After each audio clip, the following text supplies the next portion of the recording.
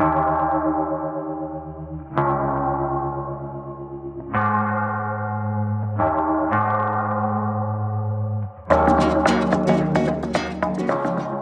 dobry, a właściwie dobry wieczór. Witam wszystkich, którzy są być może przed laptopami, może przed smartfonami i czekają na spotkanie ze mną w sprawie komunikacji międzypokoleniowej. Dzisiaj przyjrzymy się temu, co można by było zrobić, żeby ta komunikacja międzypokoleniowa, która, o ile mi wiadomo i pewnie Państwu również, często kuleje, co można zrobić, żeby była lepsza, żeby pozwalała nam bardziej dogadywać się międzypokoleniowo, żeby się nie okazywało, że młodzi ludzie omijają spotkania rodzinne, w których uczestniczą seniorzy, nestorzy, a my też niechętnie przebywamy w otoczeniu młodych ludzi, którzy wydają nam się, że nas nie szanują.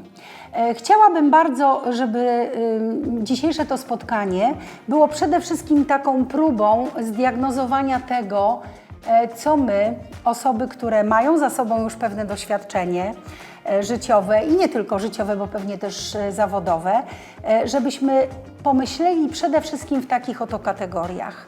Co my, pokolenie ludzi 50+, możemy zrobić, żeby rzeczywiście młodzi ludzie chcieli nas słuchać.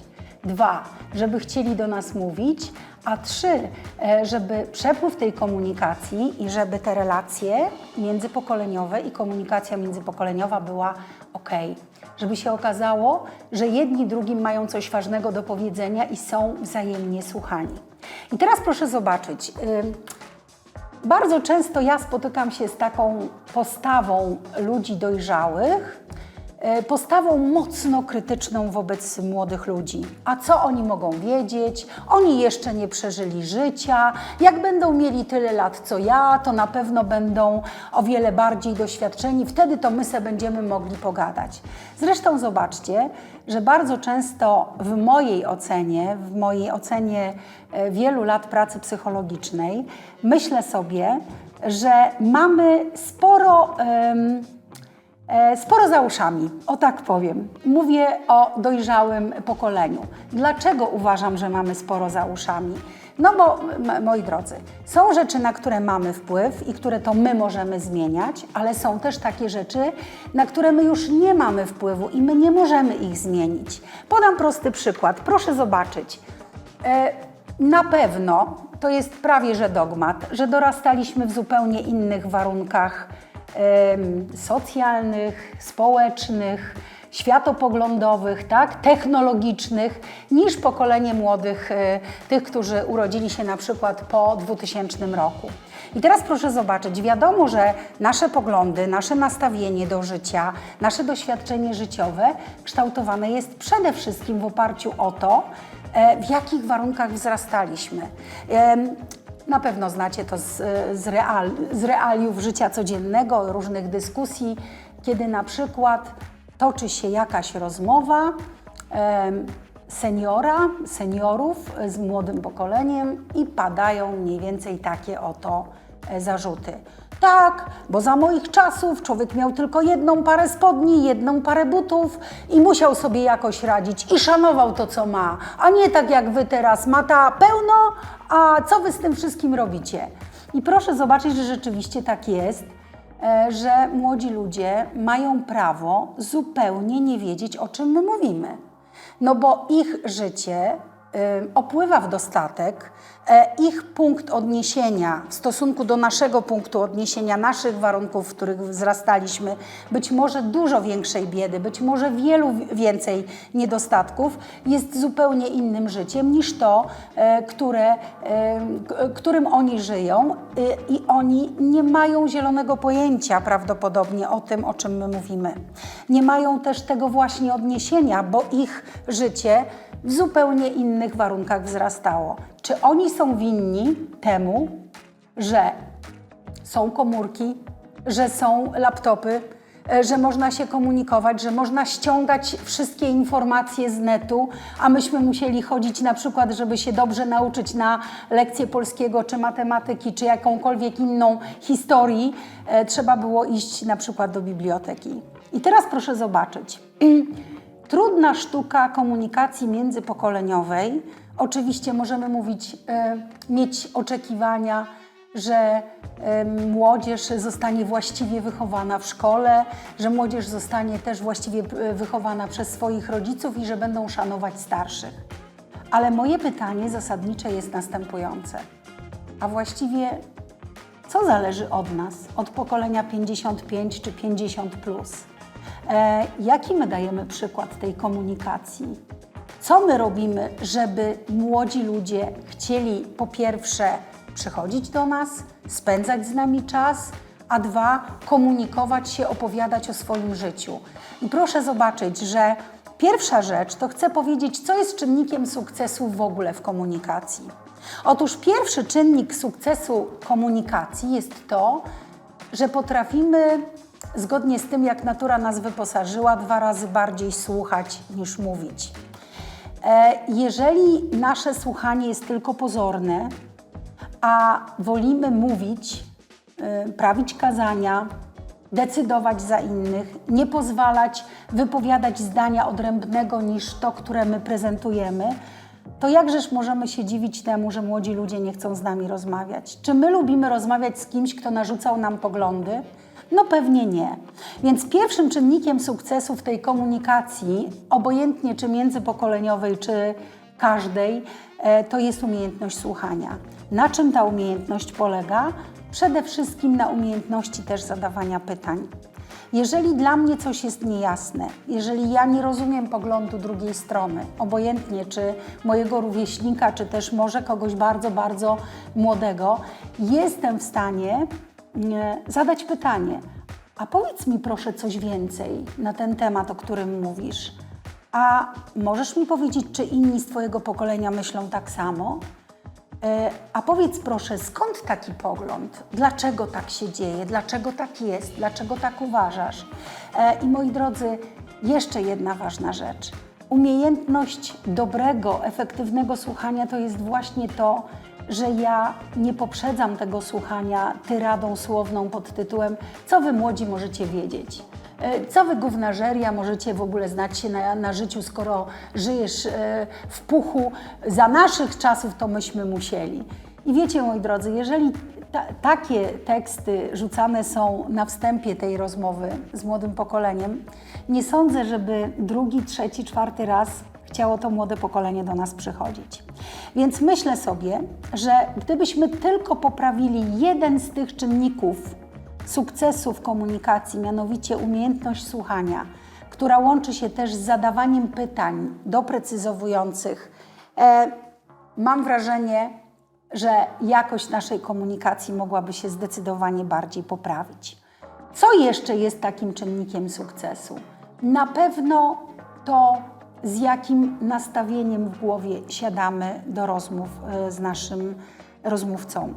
Jeśli moje nastawienie ma znak minus, jeśli ja będę doszukiwać się w tym, co ktoś mówi, tylko tego, co jest sprzeczne z moim poglądem i mocno na to zwracać uwagę, to nie sądzę, żeby mój rozmówca był wolny od tego, żeby to zobaczyć, usłyszeć, że jest to negatywne nastawienie, tak? Bardzo często nasza mowa ciała, to jakie mamy gesty, jak wygląda nasza mina, bardzo możliwe, że pokazuje młodemu pokoleniu, że może niekoniecznie jesteśmy tacy chętni do słuchania tego, co oni mają do powiedzenia. Więc drugim czynnikiem sukcesu w tej naszej komunikacji jest to, żebyśmy nie mieli negatywnego z założenia nastawienia. Mało tego, proszę zobaczyć, że bardzo często w tych różnych rozmowach widzimy głównie minusy, a może należałoby zacząć szukać plusów. Często też szukamy różnic, tego, co nas różni od pokolenia. A, bo za naszych czasów, a za waszych, wy to macie inaczej, a w ogóle nie doceniacie i tak dalej, i tak dalej. A może warto by było pokusić się o to, żeby w tej komunikacji szukać nie różnic, a może po prostu szukać podobieństw. a może też właśnie połączyć pytania z pozytywnym nastawieniem. Mam wrażenie, że gdyby to się udało, te dwa czynniki, umiejętność słuchania, umiejętność zadawania pytań i 3, bo to pewnie 3, umiejętność takiego nastawienia pozytywnego, doszukiwania pozytywnych cech w tej rozmowie, a nie negatywnych, mogłoby nam przynieść już ogromny sukces. Co jeszcze chciałabym powiedzieć? Proszę zobaczyć, że właściwie płynnie trochę przechodzę w tych czynnikach sukcesu też do tematu błędów, barier komunikacyjnych. Na pewno to znacie z własnego dzieciństwa, znacie to też z własnego dorosłego życia i z bardzo dorosłego życia. Bardzo nie lubimy takich wypowiedzi, które powodują w nas właśnie barierę, opór, niechęć. Do takich wypowiedzi, które tworzą bariery, a szczególnie one są wyłapywane przez młode pokolenie, jest ocenianie. Sami nie lubimy być oceniani. Bo wy, babciu, to nic nie rozumiecie. Młodzi ludzie też nas oceniają niestety. I bardzo często te ocenne wypowiedzi powodują, że się zamykamy na dalszy kontakt, wychodzimy, obrażamy. Mamy całe spektrum różnych reakcji, które nas po prostu jakoś ratują z sytuacji. Więc bardzo proszę, gdybyśmy mieli poprawić też coś i zapobiegać temu, żeby ta komunikacja szła w złym kierunku, warto sobie zdać z tego sprawę, że ocenianie drugiego człowieka, szczególnie udzielanie mu krytyki takiej bezpardonowej, czasami bezpodstawnej, tak? Bez opakowania, bez miękkiego lądowania tego naszego rozmówcy, może się okazać, że wytworzy w nim również nastawienie negatywne do nas samych. I co? Jaki efekt? Ano taki, że nie damy rady ze sobą rozmawiać i szerokim kołem będziemy się omijać, bo każda rozmowa będzie kojarzyła się z przeszłości, szczególnie ta rozmowa z przeszłości będzie nam się kojarzyła po prostu z nieprzyjemnością przebywania w towarzystwie tej osoby. I drodzy moi, więc gdybyśmy mieli powiedzieć, co jeszcze, jeśli chodzi o błędy, które popełniamy w relacjach z młodym pokoleniem, oprócz tego oceniania to jest też moralizowanie i dawanie dobrych rad. Proszę zobaczyć, na czym polega takie moralizowanie. To jest właśnie przede wszystkim mówienie, co ty powinieneś, jak to powinno wyglądać, odwoływanie się często właśnie do tego powiedzenia za moich czasów, a wy młodzi to nie potraficie i tak dalej, albo powinniście robić tak i tak. Kolejna rzecz, która na pewno będzie jakby nas oddalała od efektywnej komunikacji z młodym pokoleniem, to jest niewątpliwie takie popędzanie albo też ignorowanie zdania odmiennego od naszego. Co wy tam młodzi możecie wiedzieć? Co wy tam się znacie? Nic się nie znacie, nie jesteście w stanie, absolutnie, bez sensu. Jeżeli my w ten sposób reagujemy na inność, którą wnosi młode pokolenie, nie dziwmy się, że młodzi ludzie niespecjalnie mają ochotę z nami rozmawiać. I teraz proszę zobaczyć, mamy już pewien obraz tego, czego nie należałoby robić. Są też takie bariery komunikacyjne, które wynikają z tego, że bardzo często uogólniamy. Wy wszyscy młodzi, wy pokolenie milenialsów, wy tacy. Jeżeli my mówimy takimi tekstami uogólniającymi, musimy liczyć się z tym, że nie będziemy wiarygodni, bo to nigdy nie jest tak, a może właśnie ja teraz też popełniłam błąd uogólnienia, mówiąc nigdy. Proszę zobaczyć, że w naszych komunikatach bardzo często, szczególnie w tych obarczonych emocjami, potrafimy używać takich sformułowań. Bo wy zawsze, bo ty nigdy, bo wy młodzi nic nie rozumiecie, bo wy zawsze macie ostatnie zdanie do powiedzenia, bo wam się nigdy nie da nic sensownego powiedzieć, bo wy nigdy nas nie słuchacie. I teraz proszę zobaczyć, co robią w naszej komunikacji słowa typu nigdy, typu zawsze, typu nic, typu jak zwykle i tak dalej, i tak dalej. Gdyby udało nam się nie używać tych uogólnień i połączyć to z tym, o czym mówiłam wcześniej, że warto słuchać, że warto zadawać pytania, że warto mieć pozytywne nastawienie, myślę, że spora część tych naszych rozmów nie miałaby negatywnych efektów i nie byłaby bazą do tego, żeby nie chcieć do dziadków czy do rodziców przychodzić, bo oni tylko prawią kazania. Moi drodzy, czego na pewno nie powinniśmy robić? Czego na pewno nie powinniśmy robić? Nie powinniśmy mieć w głowie założeń, że my dorośli wiemy lepiej tylko dlatego, że mamy więcej lat doświadczenia i mamy przeżyte życie i przeszliśmy przez piekło, czyściec i parę innych jeszcze historii, tak? Bo proszę zobaczyć, to jest w pewnym sensie, powiedziałabym, trochę taki grzech pychy, żeby nie powiedzieć też taka forma wyniosłego traktowania młodego pokolenia. Jeżeli ja zakładam, że my dorośli wiemy lepiej, no to jakżeż my mamy ochotę posłuchać młodego pokolenia, które może troszkę inaczej pojmuje to życie. Myślę, że no niestety, ale na starcie robimy sobie krzywdę. Gdyby założyć, że młode pokolenie przez swoją świeżość spojrzenia, przez to, że łatwiej, lepiej, szybciej przyswaja różne informacje, tak? Może lepiej zna się na tym życiu, którym teraz żyjemy. Przecież oni do naszego życia też mogą wnieść całkiem dużą jakość.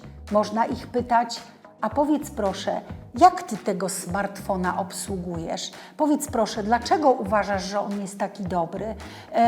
Czemu on stanowi taką ważną część twojego życia społecznego, twoich kontaktów międzyludzkich? Pokaż mi proszę, jak to się robi. I proszę zobaczcie, przez zadanie pytania, dlaczego to dla ciebie jest takie ważne, przez zobaczenie, że oni mają troszkę inny start, oni mają też inny punkt odniesienia. Ich pokolenie, no trudno winić za to, pokolenie młodych ludzi trudno winić za to, tylko za to, że nie urodzili się w 49 albo nie wiem, w 56 roku. To nie jest ich wina. Urodzili się w czasach, kiedy punktem odniesienia jest większy, dużo większy dobrobyt i trudno w związku z tym oceniać ich negatywnie tylko dlatego, że nie mają odniesień, które mamy my. Tak? Druga rzecz, czego na pewno nie należy robić.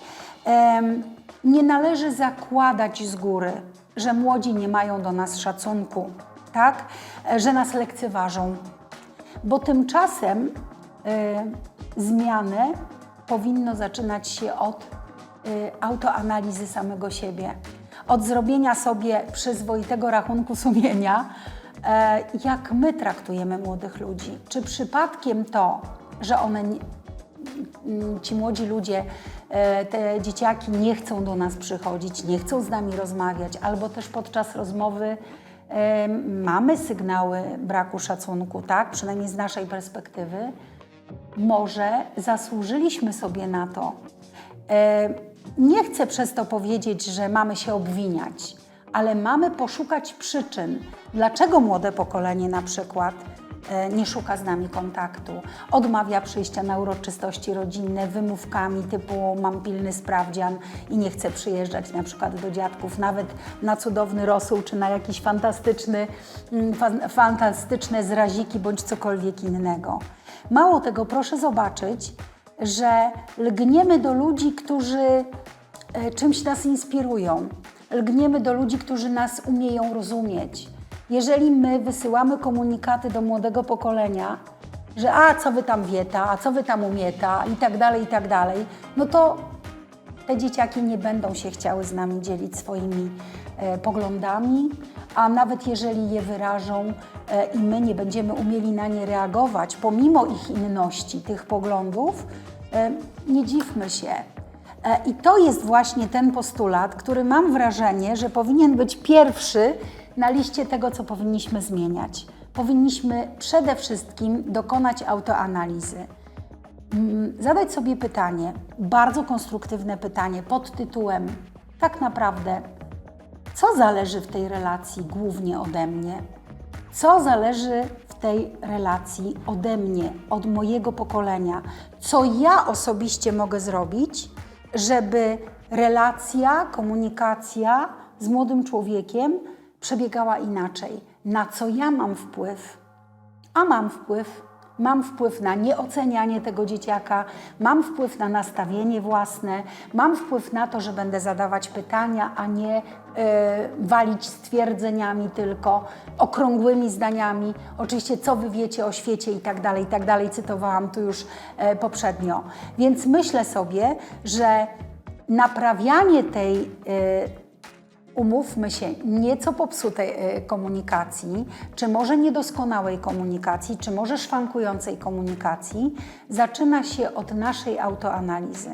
Co ja do tej pory robiłem, może robiliśmy, że mogliśmy tych młodych ludzi do siebie zrazić. Drodzy Państwo, ci, którzy mnie trochę znają, a myślę, że tam jacyś tacy, którzy mnie znają, wiedzą doskonale, że bardzo często posiłkuję się też takim stwierdzeniem, że reformę zaczynamy od siebie.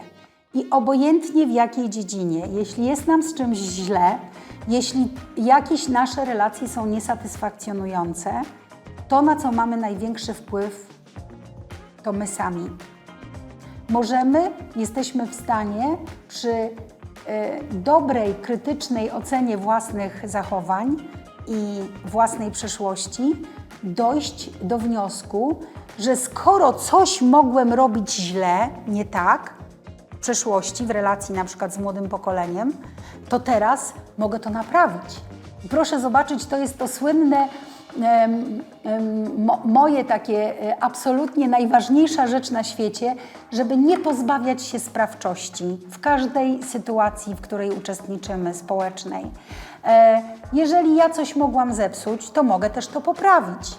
Jeżeli ja coś mogłam zaniedbać, to teraz mogę to udoskonalić, pójść inną drogą, tak? Mogę zacząć robić coś inaczej. Jeżeli my ciągle tylko będziemy zewnątrz sterowni, czyli szukać winy w zewnętrznych czynnikach, tak? A bo ta młodzież taka nic nie warta, albo te czasy takie gówniane, albo coś tam jeszcze i coś tam jeszcze, no to nie ma opcji, żebyśmy my mogli cieszyć się dobrą komunikacją międzypokoleniową. Dlaczego? Bo odbieramy sobie sprawczość. Odbieramy sobie możliwość zadziałania w kierunku poprawy tejże komunikacji. Oczywiście pół godziny, które tutaj mojego czasu antenowego jest, to jest trochę za mało. I też ta forma, kiedy ja mówię, a Państwo nie mogą jakby tutaj ze mną polemizować, chociaż myślę, że mogą. Może są jakieś pytania, więc gdyby jakieś pytania były, byłoby mi o wiele łatwiej podyskutować, tak jak to jest w realu u Państwa.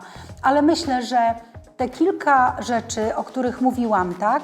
Czyli przede wszystkim to, co jest czynnikiem sukcesu w ogóle w komunikacji, to jakie główne robimy błędy w tej komunikacji międzypokoleniowej, ale też to, co jest lekarstwem, tak? To, co można zastosować jako w pewnym sensie pigułkę, którą ja mogę zastosować, ja ją mogę wprowadzić do mojego życia, ponieważ coś zależy ode mnie. Drodzy Państwo, jeszcze jedna rzecz. Zdarza mi się w mojej pracy zawodowej pracować nie tylko z osobami o bardzo dojrzałej osobowości.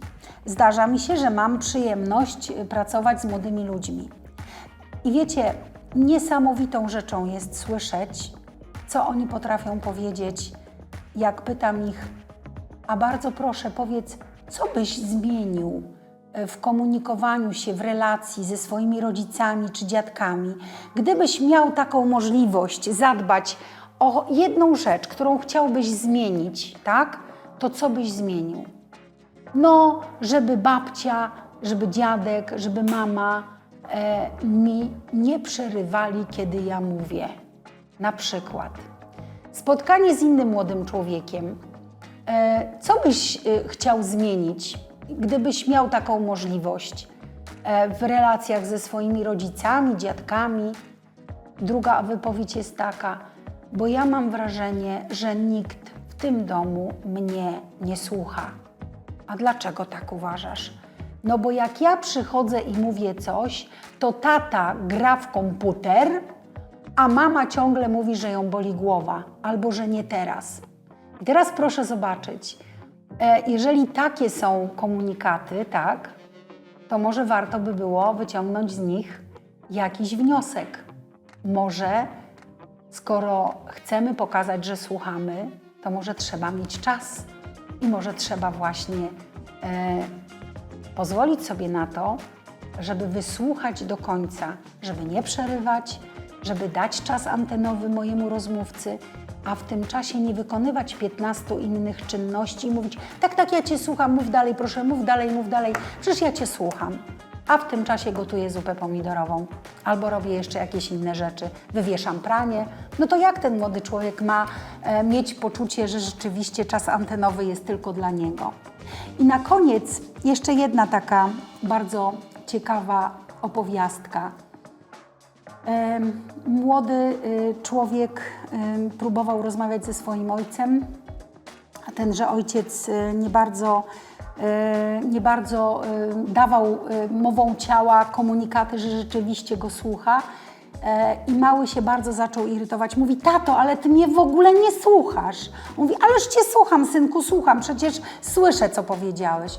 Mówi: ale ja bym chciał, żebyś ty mnie słuchał patrzeniem na mnie. I słuchajcie, to było niesamowite, tak? Bo to, czego dzieciakowi brakowało w tej relacji i w tym, żeby uznać, że jest słuchany, to było to, żeby jeszcze na niego patrzeć, tak jak ja w tej chwili patrzę na Was.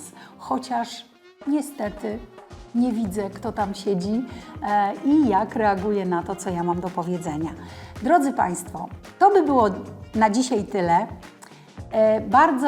Bardzo proszę, nie wiem, czy Państwo życzyliby sobie może zadać jakieś pytanie. Jeśli macie, to proszę o pytanie. Postaram się w miarę moich możliwości odpowiedzieć.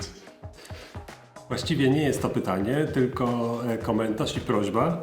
Wnioskuję o jeszcze jedno webinarium, tylko w odwrotnym kierunku. Jak młodzi powinni rozmawiać ze starszymi? W miejscu, kiedy starsze pokolenie bardziej lub mniej skrzywiło tych młodych. Co myślisz, czy jesteś gotowa na takie webinarium w nowym roku? No myślę, że możemy spróbować, bardzo proszę. Bo rzeczywiście, proszę zobaczyć, skupiłam się przede wszystkim na tym, na co my teraz mamy wpływ. Ale rzeczywiście może to jest dobra opcja, żeby spróbować nad tym tematem również się pochylić. Bardzo dziękuję za ten komentarz. Do zobaczenia w takim razie w nowym roku. Pozdrawiam serdecznie.